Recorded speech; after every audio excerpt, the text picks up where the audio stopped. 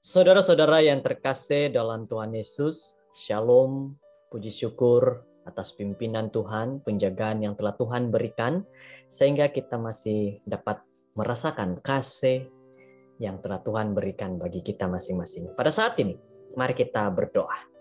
Bapa di surga, kami bersyukur, kami berterima kasih atas pimpinan-Mu Tuhan. Kami dapat bersama-sama di dalam mempelajari firman Tuhan. Dan kami dapat menyerahkan diri kami kepada Tuhan, sehingga kami mengerti setiap firman Tuhan yang akan kami sama-sama pelajari dan dengarkan ini. Inilah doa kami dalam nama Yesus. Amin. Judul firman Tuhan pada saat ini adalah mengatasi halangan jarak. Mengatasi halangan jarak. Pastinya dalam kehidupan kita pernah merasakan jarak ataupun perjalanan yang sangat jauh. Dan membuatkan diri kita sepertinya tidak sanggup melangkah lagi. Pernahkah kita mengikuti satu acara larian dengan jarak yang jauh? Bagaimana saudara-saudara? Mengatasi halangan jarak. Ayat renungan di dalam Kisah Para Rasul 8 ayat 26 berkata, kemudian berkatalah seorang malaikat Tuhan kepada Filipus, katanya, bangunlah dan berangkatlah ke sebuah selatan,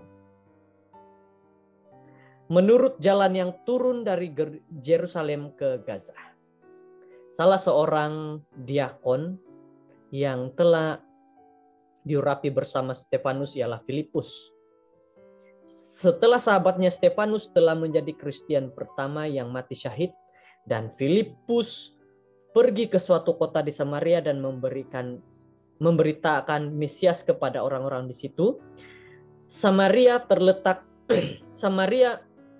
di sebelah utara Yerusalem, dan perjalanan ke Laut Galilea dalam perjalanan ke Laut Galilea disebabkan oleh khotbah dan pelayanan penyembuhan Filipus yang sangat kuat, maka sangatlah besar sukacita dalam kota itu.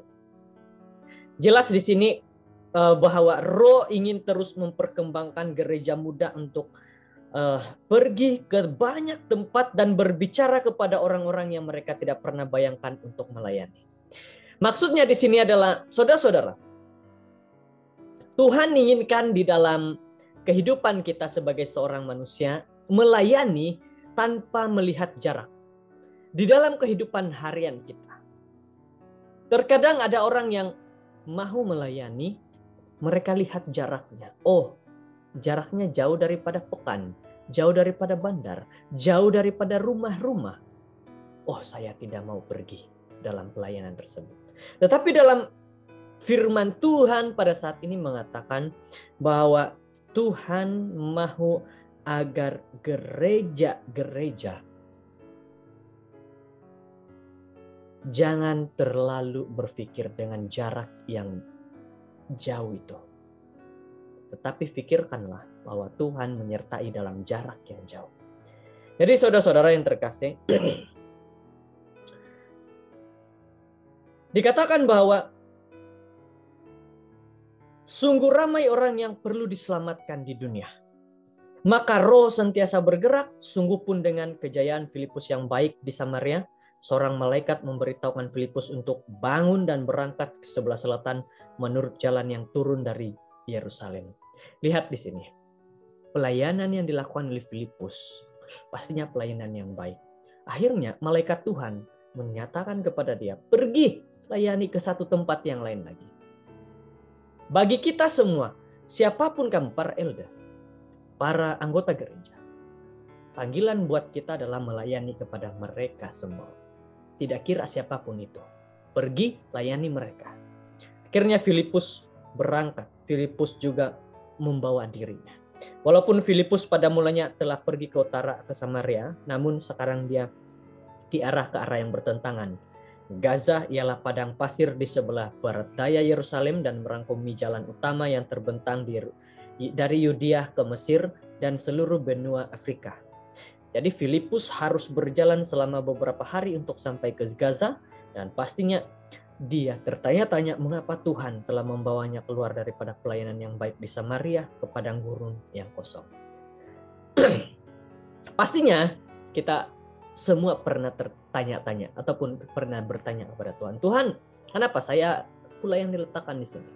Tuhan, kenapa pula saya yang jadi elder? Tuhan, kenapa saya jadi diakon? Tuhan, kenapa saya jadi diakonis? Kita bertanya kepada Tuhan, kenapa? Sedangkan Tuhan memiliki satu rencana indah buat kamu. Pada saat ini, ramai orang yang dipilih untuk melayani dalam pelayanan bagi tahun 2022. Menjadi seorang pemimpin gereja, menjadi seorang diakon, menjadi seorang diakonis. Karena merasa bahwa diri tidak sanggup, karena merasa diri ini seperti orang yang rendah, lemah, dan akhirnya mau menolak. Tetapi rencana Tuhan itu sangat indah sebenarnya. Nama yang diusul, nama yang disebutkan sudah didoakan. Apabila dipilih, Tuhan memilih nama yang ada melalui para pemilih, penatia. Jadi saudara-saudara yang terkasih, Filipus tanya kepada Tuhan, kenapa? Sedangkan sudah bagus pelayanannya di Samaria. Kenapa pergi ke padang gurun yang kosong? Inilah juga pertanyaan kepada kita. Oh, saya sudah baik-baik jadi anggota gereja. Saya bukan jadi seorang elder. Kenapa saya dilantik pula jadi seorang elder? Kita bertanya, kenapa? Nah, jadi saudara-saudara, seperti dalam cerita dia bertemu dengan seorang pegawai tinggi Yahudi daripada kerajaan Ethiopia yang sedang dalam perjalanannya pulang ke negaranya di Yerusalem. Di sana dia telah mendengar tentang Yesus, tapi belum memahami sepenuhnya tentang Mesias. Filipus masuk ke dalam kereta kudanya, memberikan dia pelajaran Alkitab pendek, membaptiskan dia, dan setelah mereka keluar dari air, Roh Tuhan tiba-tiba melarikan Filipus dan Sida itu tidak melihatnya lagi. Ia meneruskan perjalanan dengan sukacita.